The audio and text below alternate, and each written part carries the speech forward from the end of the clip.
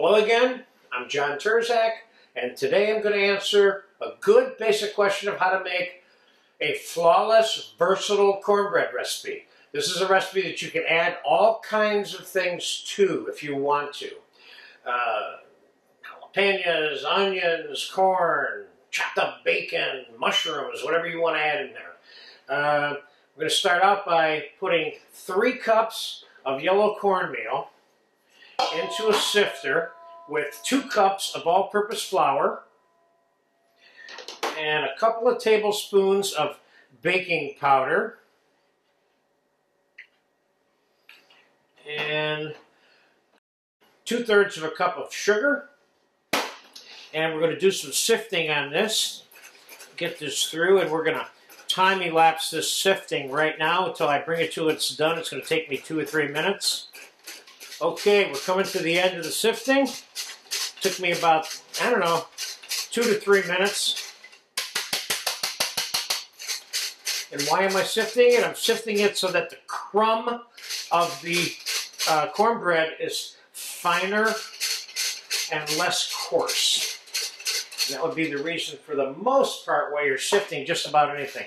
Now I'm going to put a couple of teaspoons of salt in here. Okay, so that part's done. Now, I'm going to break 4 eggs into a bowl, and I'm going to add 3 cups of milk to this.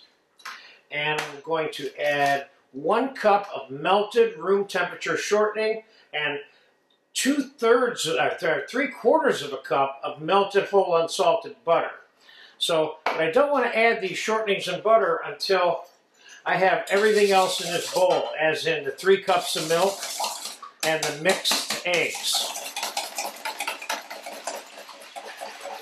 There's 2 of the cups, and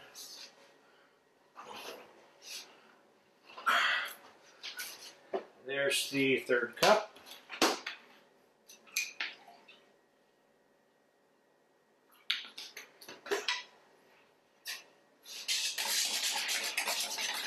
Now I'm going to add the shortening.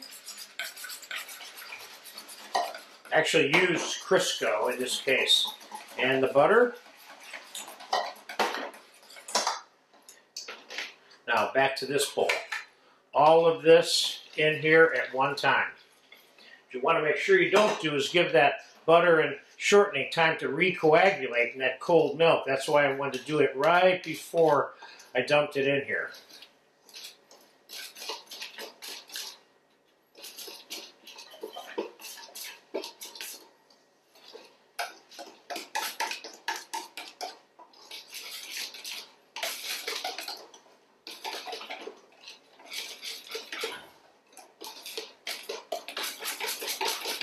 That's good.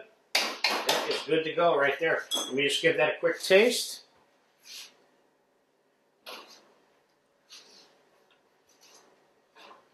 Tastes good. I don't like it too sweet. The amount of sugar I have in here is enough. I have a couple of buttered baking molds here. And we're going to pour the mixture 2/3 of the way into the mold.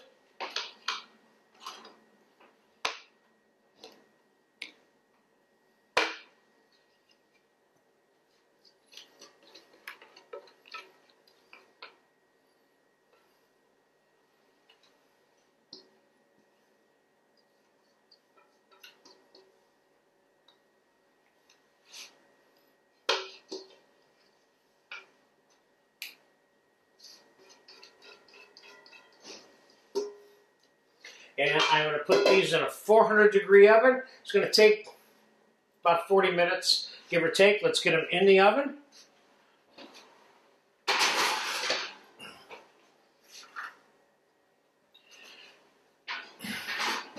And I'm fast forwarding about 40 minutes now. I'll come back and we'll pull it out. We'll turn it right out of those baking molds and let it cool off, and we're good to go. So I'll see you in about 40 minutes. All right, it's been about an hour on the cornbread, and I think it's done. So let's get her out of the oven.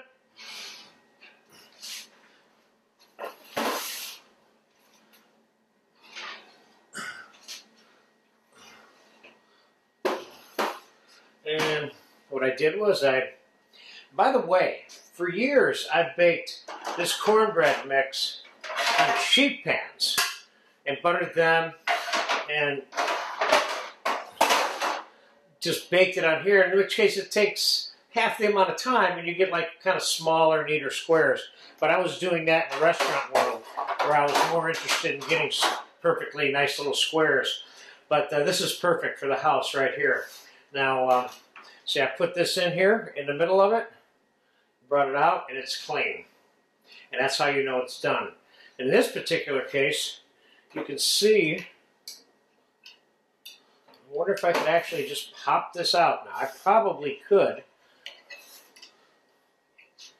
Let me see here.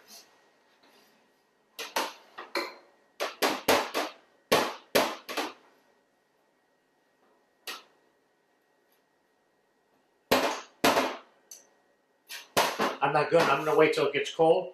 But anyway, we're going to put it up on the rack here, let it cool for about an hour, hour and a half. Then we're going to come back. We're going to cut a piece, take a close look at the interior texture, and then shortly after that, I'm going to heat something up with some butter and eat it. So I'll see you in about an hour. Fast forward.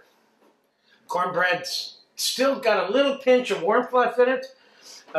Obviously, like I told you, I doubled the recipe that I normally make half of, which would yield you a pan just like this. So I'd loosen the sides of this with a knife a little bit, and there we have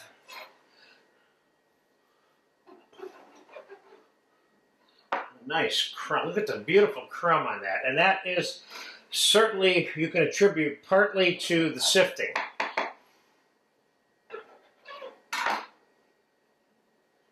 I would say some of that, and possibly some of that with it.